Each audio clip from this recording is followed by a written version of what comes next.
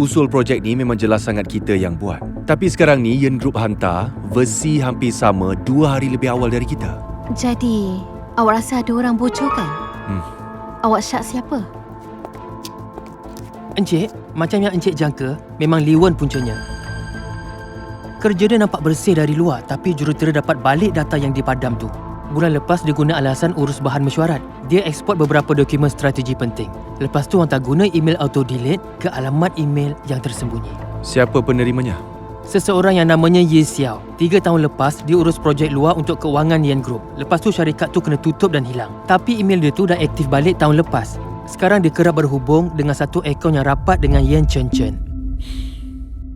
Dia tukar nama je, tapi masih orang Yen Chen Chen. Betul tu. Lee Wen tak ambil duit pun. Tapi dia asyik ikut jadual perjalanan encik. Siapa encik jumpa, kat mana encik menginap. Macam dia dah lama perhati encik. Kenapa dia buat macam tu? Awak siasat lagi. Baik encik. Lagi satu, ayah dia pernah terlibat dalam projek kajian kanser luar negara. Projek tu gagal, ayah dia meninggal. Eksperimen tu ada kaitan dengan Yen Chen Chen.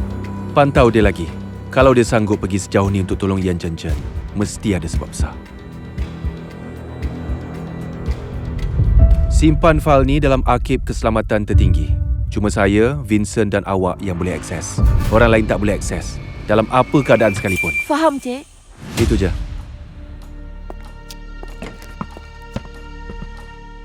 Encik Gu, agak-agak dia termakan umpan tak?